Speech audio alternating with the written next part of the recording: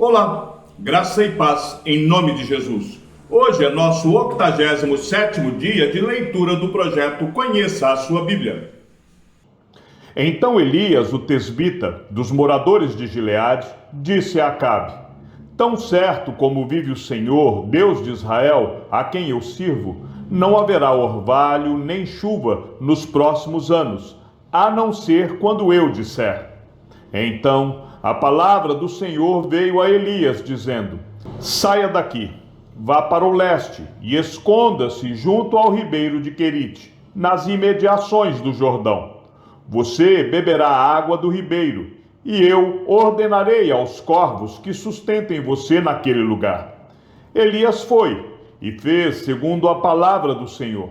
Retirou-se e ficou morando junto ao ribeiro de Querite, nas imediações do Jordão. Os corvos lhe traziam pão e carne pela manhã, bem como pão e carne ao anoitecer, e ele bebia a água do ribeiro. Mas, passado alguns dias, o ribeiro secou, porque não chovia sobre a terra. Então a palavra do Senhor veio a Elias, dizendo: Levante-se e vá a Sarepta, que pertence a Sidom, e fique por lá.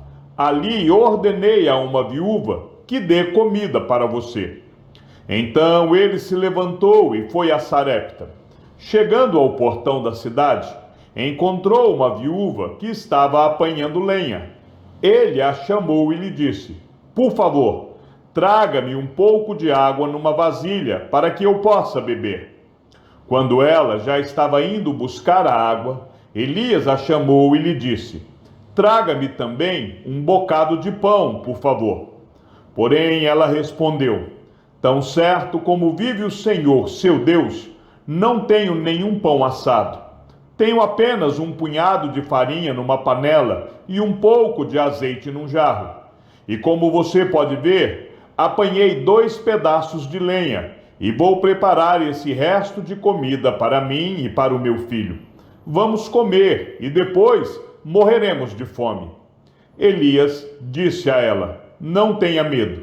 Vá e faça o que você disse. Mas primeiro faça um pãozinho com o que você tem e traga-o para mim. Depois prepare o resto para você e para o seu filho. Porque assim diz o Senhor, Deus de Israel: a farinha da panela não acabará, e o azeite do jarro não faltará, até o dia em que o Senhor fizer chover sobre a terra. A viúva foi e fez segundo a palavra de Elias. Assim comeram ele, ela e a sua casa durante muitos dias. A farinha da panela não acabou, e o azeite do jarro não faltou, segundo a palavra do Senhor anunciada por meio de Elias. Depois disto, o filho da mulher, dona da casa, adoeceu, e a doença dele se agravou tanto que ele morreu. Então a mulher disse a Elias: O que foi que eu fiz a você, homem de Deus? Você veio aqui para trazer à memória a minha iniquidade e matar o meu filho? Elias respondeu: Dê-me o seu filho. Ele o tomou dos braços dela e o levou para cima, ao quarto, onde ele mesmo se hospedava, e o deitou em sua cama. Então clamou ao Senhor e disse: Ó Senhor, meu Deus, por que afligiste também esta viúva com quem me hospedo, matando o filho dela? E estendendo-se 3 vezes sobre o menino, clamou ao Senhor e disse: Ó Senhor, meu Deus, peço-te que restituas a vida a este menino. O Senhor atendeu a voz de Elias.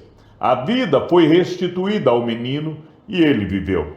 Elias tomou o menino e o levou do quarto até a casa. Entregou-o à mãe dele e disse: Veja, o seu filho está vivo. Então a mulher disse a Elias: Agora eu sei que você é um homem de Deus e que a palavra do Senhor na sua boca é verdade. Muito tempo depois, no 3º ano da seca, a palavra do Senhor veio a Elias dizendo: Vá apresentar-se a Acabe, porque farei cair chuva sobre a terra. Então Elias foi se apresentar a Acabe, e a fome era extrema em Samaria. Acabe chamou Obadias, o responsável pelo palácio. Este Obadias era um homem que temia muito o Senhor. Assim, quando Jezabel exterminava os profetas do Senhor, Obadias tomou 100 profetas e, em grupos de 50, os escondeu em cavernas e os sustentou com pão e água. E Acabe disse a Obadias: vá pela terra a todas as fontes de água e a todos os vales. Pode ser que achemos capim, para que salvemos a vida dos cavalos e das mulas, e não percamos todos os animais.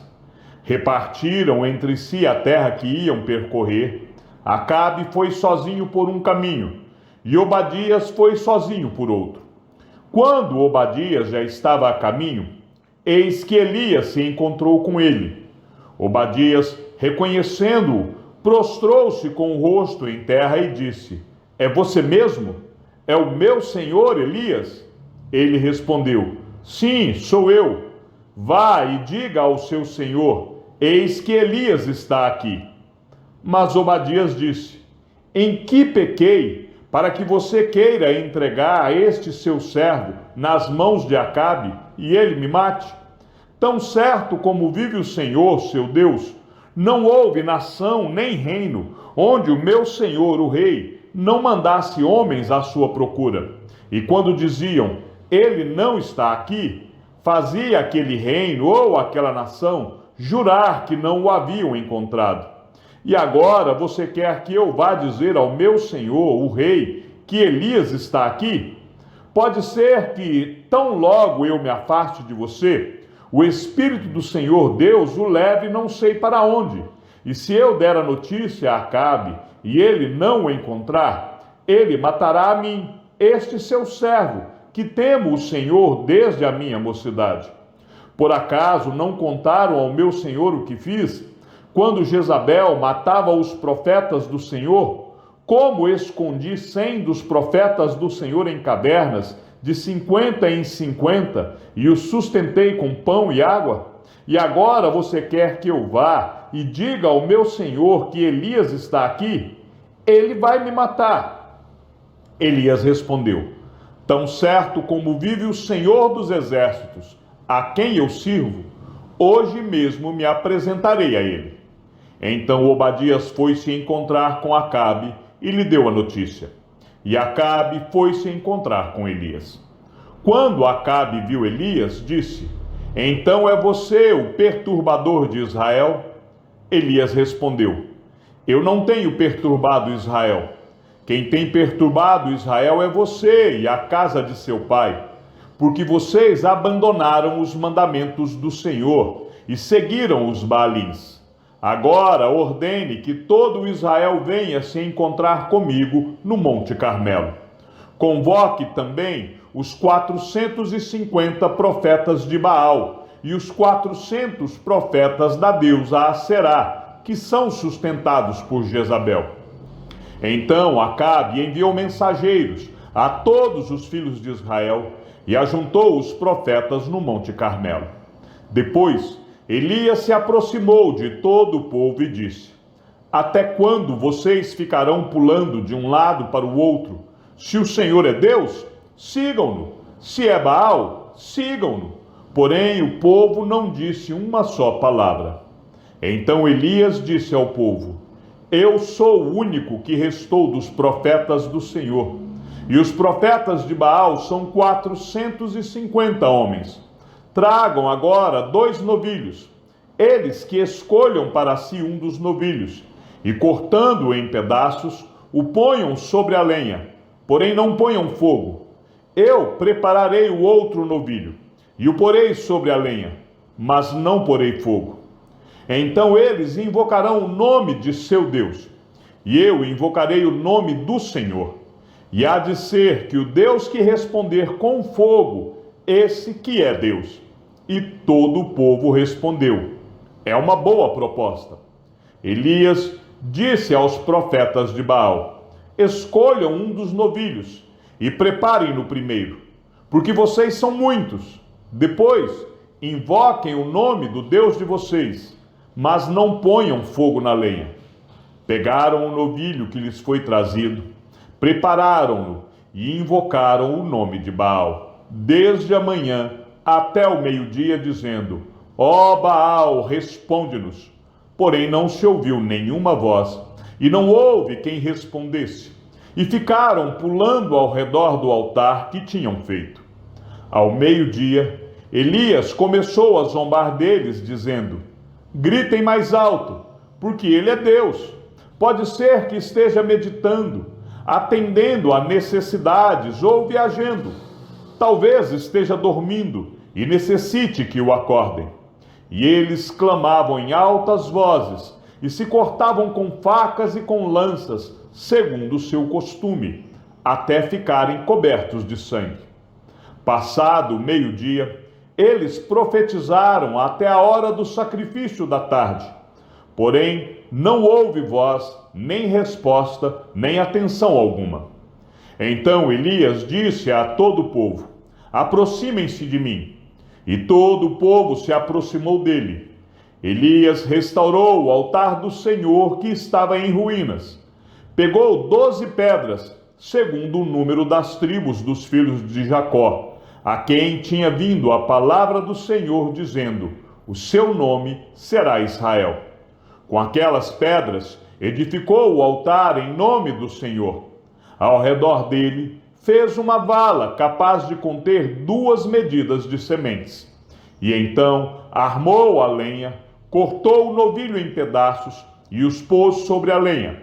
Então disse: Encham 4 cântaros com água e derramem sobre o holocausto e sobre a lenha. Disse ainda: Façam isso outra vez. E eles o fizeram. Disse mais: Façam isso pela 3ª vez. E eles o fizeram pela 3ª vez. A água escorria do altar e enchia também a vala aberta. Quando chegou a hora do sacrifício da tarde, o profeta Elias se aproximou do altar e disse: Ó Senhor, Deus de Abraão, de Isaque e de Israel, que hoje se fique sabendo que tu és Deus em Israel e que eu sou o teu servo, e que segundo a tua palavra fiz todas estas coisas.